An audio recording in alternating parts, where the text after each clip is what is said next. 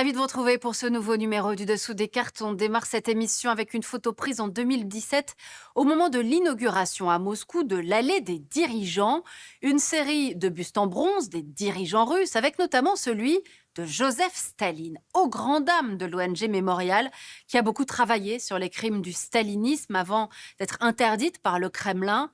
Beaucoup y ont lu la réhabilitation de la figure de Staline par Poutine, lequel revendique sa nostalgie de l'Empire soviétique, ce qui explique sans doute la froideur de son message de condoléances après la disparition de Mikhaïl Gorbatchev en août 2022, à ses yeux fossoyeur de l'URSS. La nostalgie de l'Empire, raison pour laquelle Poutine aurait envahi l'Ukraine en février 2022. Alors on a voulu savoir, au-delà de l'Ukraine, quels sont aujourd'hui les liens du Kremlin avec cet ancien espace soviétique, des États baltes jusqu'à l'Asie centrale. Sortons nos cartes. 15 pays indépendants ont remplacé l'ancienne Union soviétique.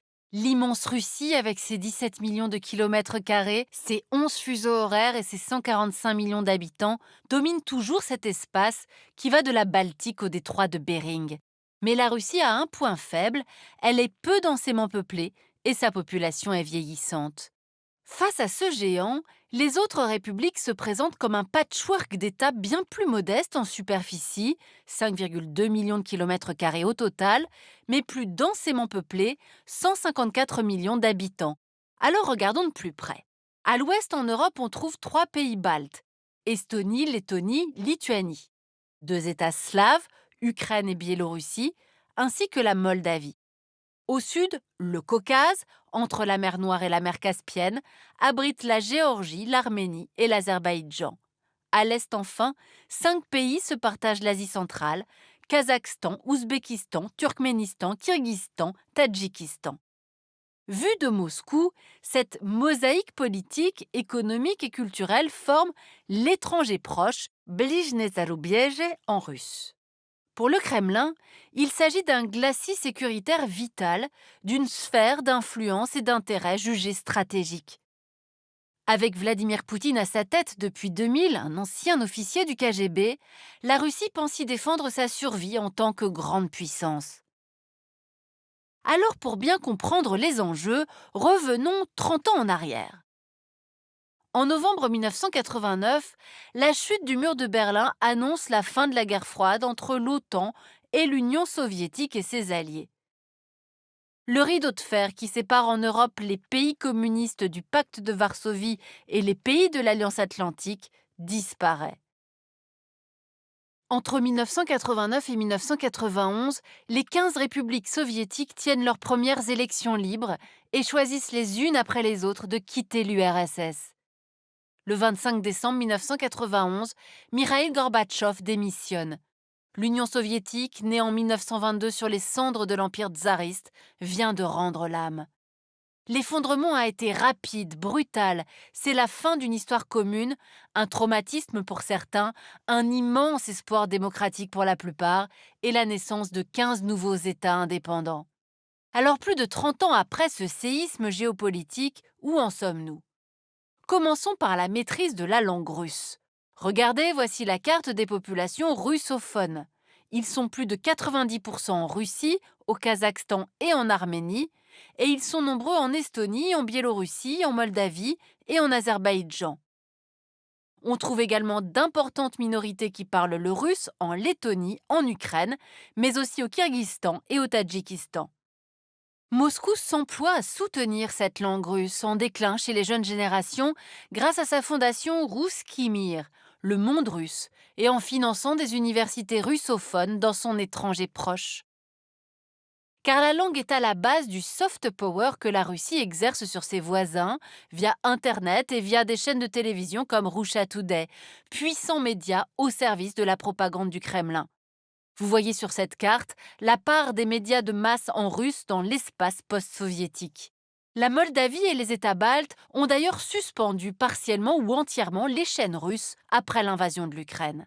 Voyons maintenant les relations économiques entre Moscou et l'ancien espace soviétique. Avec ses immenses réserves de pétrole et de gaz, la Russie domine le secteur crucial de l'énergie. La plupart des États voisins, moins riches en hydrocarbures, dépendent du fournisseur russe pour leur approvisionnement. De plus, le réseau de gazoducs et d'oléoducs qui permet d'exporter ces hydrocarbures date encore en partie de l'époque soviétique. Notamment le gazoduc Brotherhood qui relie la Russie à son principal client d'avant-guerre, l'Union européenne, et traverse le territoire ukrainien.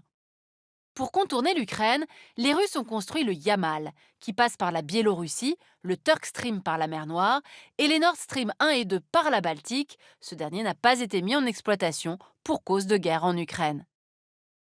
À présent, voyons où en sont les rapports de force militaires.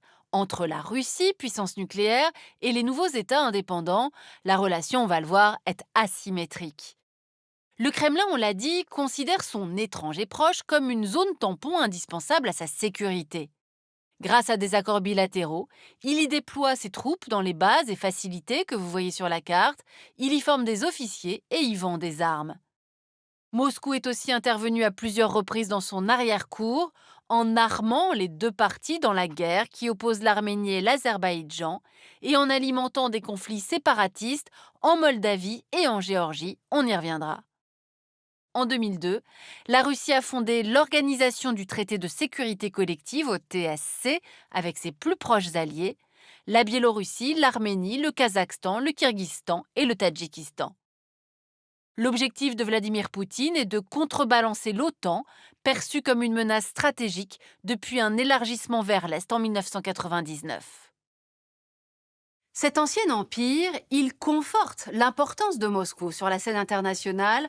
Moscou qui joue de nouveau les premiers rôles depuis son intervention en Syrie et depuis le départ des Américains d'Afghanistan. Dans l'espace post-soviétique, la Russie est désormais en concurrence avec l'Occident et ce modèle démocratique qu'elle rejette, et avec la Chine autoritaire, dont elle n'a cessé de se rapprocher, et c'est ce qu'on va voir maintenant. Commençons par la confrontation entre Russie et Occident. Les pays baltes, Estonie, Lettonie, Lituanie, sont aujourd'hui des démocraties parlementaires. Ils ont été les premiers à rejoindre l'Union européenne dès 2004. La même année, ils choisissent le parapluie de l'Alliance atlantique, qui s'élargit alors encore plus vers l'Est, aux grandes dames de Moscou. Depuis l'annexion de la Crimée en 2014, ces États se retrouvent en première ligne face aux ambitions expansionnistes de la Russie. Et en 2022, la Lituanie, qui partage sa frontière sud avec l'enclave russe de Kaliningrad, a même été menacée de représailles par Moscou pour avoir bloqué le transit ferroviaire de certains produits russes en application des sanctions de Bruxelles. Fin juin, les troupes de l'OTAN dans les 3 pays baltes ont été renforcées. Regardons à présent le cas de la Géorgie, petit pays du Caucase qui, comme l'Ukraine, a voulu rejoindre le camp occidental. Après l'indépendance, la Russie a maintenu sa mainmise sur le pays en aidant militairement l'Abkhazie et l'Ossétie du Sud, 2 régions séparatistes qui représentent 20% du territoire géorgien, à faire sécession. Au début des années 2000, des passeports russes sont distribués en masse aux habitants. En 2003, soit 1 an avant la révolution orange en Ukraine, la révolution dite des Roses porte au pouvoir à Tbilissi un président pro-européen, Mikhail Saakashvili. Les relations avec Moscou se tendent un peu plus. 2008, alors que la Géorgie a entamé un processus d'intégration à l'Union européenne et à l'OTAN, les Russes mènent une guerre éclair contre les Géorgiens en Ossétie du Sud. Elle se termine par la victoire de Moscou, qui reconnaît les républiques séparatistes et a réussi à empêcher la Géorgie de sortir complètement de sa zone d'influence. Partons maintenant pour l'Asie centrale, où cohabitent en bonne intelligence les influences russes et chinoises. Les relations diplomatiques entre les autocrates de Moscou et de Pékin sont excellentes. Les 5 anciens membres de l'URSS ont développé d'étroites relations économiques avec la Chine, deuxième puissance économique mondiale. Grâce à ces nombreux investissements, Pékin détient ainsi une part importante de la dette publique du Kirghizistan et du Tadjikistan. En même temps, ces 2 pays ainsi que l'Ouzbékistan dépendent toujours des envois de fonds des migrants travaillant en Russie. Le Kazakhstan, avec un territoire riche en ressources, tire quant à lui habilement son épingle du jeu entre influences russes, chinoises et occidentales. Avec une importante minorité russe dans le nord du pays, le régime au pouvoir a maintenu de bonnes relations avec Moscou. Pourtant, il a refusé d'envoyer des troupes en Ukraine et n'a jamais reconnu ni l'annexion de la Crimée, ni les républiques séparatistes géorgiennes et ukrainiennes. Cette politique lui a notamment permis d'éviter les sanctions occidentales décidées après l'offensive russe. Le Kazakhstan a par ailleurs développé sa coopération avec la Chine, à qui il vend notamment du pétrole. De plus, son territoire est stratégiquement placé au cœur des nouvelles routes de la soie, le projet de commerce global de Xi Jinping. Enfin, le pays vend aussi son pétrole aux États-Unis ainsi qu'à l'Union européenne, qui est aujourd'hui devenue son premier partenaire commercial. Voilà pour cet état des lieux de la relation du Kremlin avec l'ex-espace soviétique. Si la guerre en Ukraine devait pour le Kremlin faire reculer l'Occident, c'est déjà pour certains experts un pari perdu. En effet, le désir d'Europe et de démocratie des Ukrainiens est renforcé par la guerre. La voisine finlandaise veut rejoindre l'OTAN. L'Allemagne se réarme. En définitive, l'ancien empire soviétique est désormais ouvert à d'autres influences que celles de Moscou, force d'attraction du modèle européen, mais aussi influence concurrente de la superpuissance économique chinoise, en Asie centrale notamment.